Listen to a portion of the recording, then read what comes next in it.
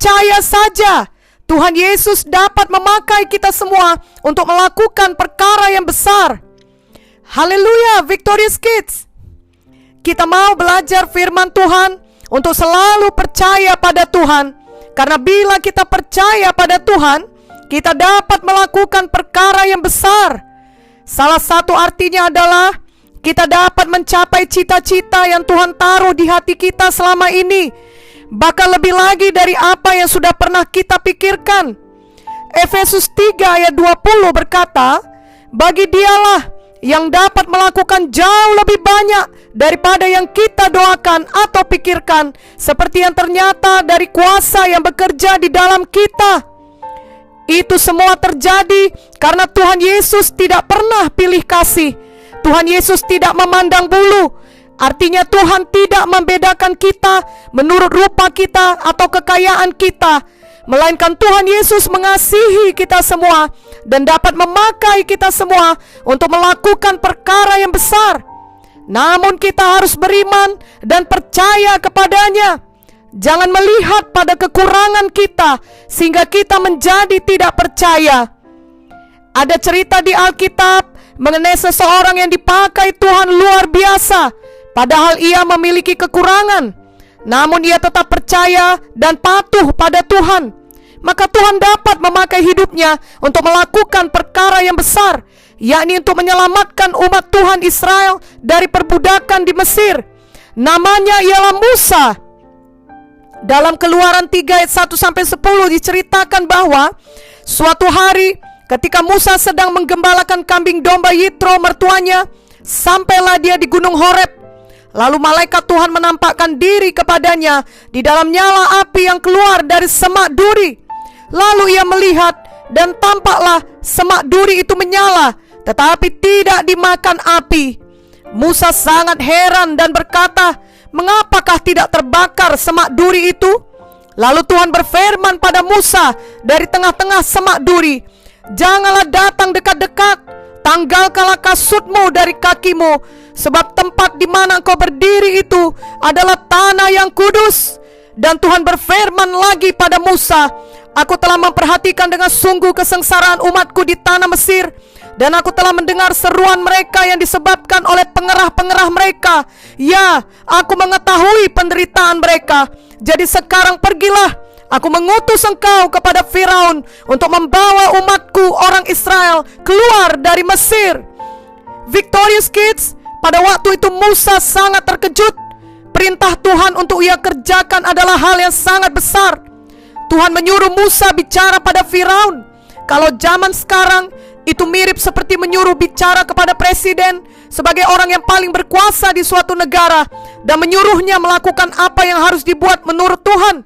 Tentu saja Musa merasa takut, apalagi Musa memiliki kekurangan, yakni ia gagap dalam berbicara.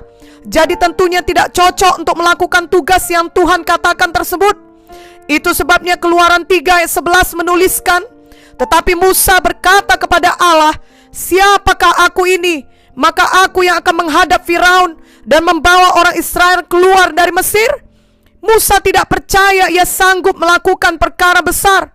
Musa juga berpikir Firaun tidak akan percaya bahwa ia diutus oleh Tuhan. Bahkan Musa berpikir orang Israel sendiri pun tidak akan percaya kepadanya. Dalam Keluaran 4 ayat 10 dituliskan, lalu kata Musa kepada Tuhan, Tuhan, aku ini tidak pandai bicara, dahulu pun tidak, dan sejak engkau berfirman kepada hambamu pun tidak, sebab aku berat mulut dan berat lidah. Dan dalam Keluaran 4 ayat 13 dituliskan, Musa berkata, Tuhan, utuslah kiranya siapa saja yang patut kau utus. Jadi Musa berpikir akan lebih baik bila Tuhan memakai orang lain saja yang tidak gagap bicaranya seperti dirinya. Namun Tuhan tetap memakai Musa sebagai pemimpin yang melepaskan bangsa Israel dari perbudakan Mesir. Tuhan sendiri yang memperlengkapi Musa sehingga Musa dapat melakukan banyak tanda ajaib. Victorious Kids dapat membacanya di dalam kitab Keluaran pasal 7 sampai pasal 14. Dituliskan bagaimana Musa dipakai Tuhan untuk menunjukkan banyak tanda ajaib kepada Firaun, di mana air berubah menjadi darah, Katak-katak bermunculan menutupi tanah Mesir. Debu tanah menjadi nyamuk memenuhi Mesir. Lalu lalat pikat memenuhi rumah orang Mesir. Penyakit sampar melanda ternak orang Mesir. Barah yang melanda manusia maupun binatang di Mesir. Hujan es menimpa tanah Mesir. Belalang meliputi tanah Mesir. Gelap gulita selama 3 hari di Mesir. Dan tiap anak sulung di Mesir mati. Lalu Musa juga yang memimpin bangsa Israel menyeberangi laut Teberau dengan mujizat Tuhan. Sedangkan orang Mesir yang mengejar mereka semuanya mati. Victorious Kids, bukankah luar biasa bagaimana Tuhan memakai Musa? Musa adalah seorang gembala yang gagap bicaranya ketika Tuhan memanggil dia. Musa adalah orang yang takut berbicara di depan banyak orang. Namun pada akhirnya, karena Musa percaya dan patuh kepada Tuhan, Musa berhasil menjadi pemimpin yang membebaskan satu bangsa yang besar, yakni bangsa Israel, dari perbudakan bangsa Mesir. Victorious Kids juga dapat melakukan perkara yang besar untuk Tuhan bila Victorious Kids percaya dan patuh kepada Tuhan. Jangan tetap merasa rendah diri, dan jangan pula tidak percaya atau bimbang, tapi melangkahlah dengan iman, dengan percaya kepada Tuhan, seperti yang dilakukan Musa. Ibrani 13 ayat 8 berkata, Yesus Kristus tetap sama, baik kemarin maupun hari ini dan sampai selama-lamanya. Tuhan Yesus masih tetap memakai siapa saja yang mau percaya padanya untuk melakukan kehendaknya, untuk melakukan pekerjaan-pekerjaannya yang besar. Jadi Victorious Kids, mari percaya pada Tuhan. Mari percaya masa depan Victorious Kids adalah masa depan yang luar biasa. Walau di tengah pandemi COVID-19, ingatlah Musa juga berada di tengah bangsa Mesir yang menindas bangsa Israel. Bahkan mereka terjepit di tengah kejaran bangsa Mesir dan laut Teberau. Namun Tuhan memelihara mereka dan menyelamatkan mereka, dan Musa lah yang dipakai Tuhan untuk memimpin mereka. Percayalah selalu kepada Tuhan. Walau Victorious Kids memiliki banyak kekurangan, ingatlah Musa juga memiliki kekurangan di mana ia gagap dalam berbicara. Namun Tuhan dapat memakai Musa. Tuhan memperlengkapi Musa. Ia memberikan tongkat kepada Musa. Tuhan juga memperlengkapi Victorious Kids. Ia memberikan Roh Kudus kepada Victorious Kids. Amin, Victorious Kids. Dengan tongkat yang diberikan Tuhan kepada Musa, ia melakukan banyak mujizat. Ia melakukan perkara-perkara yang besar. Dengan Roh Kudus yang Tuhan berikan kepada Victorious Kids, Victorious Kids juga dapat melakukan perkara-perkara yang besar. Zakaria 4 ayat 6b berkata, bukan dengan keperkasaan dan bukan dengan kekuatan, melainkan dengan Rohku, firman Tuhan semesta alam. Jadi Victorious Kids, jangan mengandalkan kekuatan manusiawi, melainkan mengandalkan Roh Kudus yang ada di dalam Victorious Kids. Apapun masalah dan tantangan yang Victorious Kids hadapi, jangan pernah menyerah, melainkan percayalah dan patuh kepada Tuhan, seperti Musa yang percaya dan patuh pada Tuhan. Itulah yang Tuhan inginkan, yakni kita semua percaya kepadanya. Yohanes 14 ayat 12 berkata, Aku berkata kepadamu, sesungguhnya barang siapa percaya kepadaku, ia akan melakukan juga pekerjaan-pekerjaan yang aku lakukan, bahkan pekerjaan-pekerjaan yang lebih besar daripada itu, sebab aku pergi kepada Bapa. Percayailah firman ini dengan sepenuh hati. Victorious Kids yang masih bersekolah dengan daring di saat pandemi COVID-19 ini, percayailah Victorious Kids tetap dapat belajar dengan baik dan akan berhasil menjadi siswa yang pintar dan yang mengerti semua pelajaran. Sejak sekarang pun Victorious Kids dapat melakukan pekerjaan besar, misalnya seperti menolong teman lain yang tidak mengerti pelajaran melalui telepon, atau Victorious Kids memakai tabungan Victorious Kids untuk menolong anak-anak yatim piatu untuk membeli makanan mereka, atau hal apa saja yang Tuhan taruh di hati Victorious Kids. Khususnya Victorious Kids dapat menceritakan tentang Tuhan Yesus kepada orang lain, yakni tentang Tuhan Yesus yang baik, yang mengasihi, yang rela disalibkan untuk menebus dosa manusia. Itu adalah berita terbaik dan pekerjaan terbesar dalam hidup ini. Jadi bukan berarti harus menunggu Victorious Kids dewasa lebih dahulu untuk dapat melakukan perkara yang besar bagi Tuhan.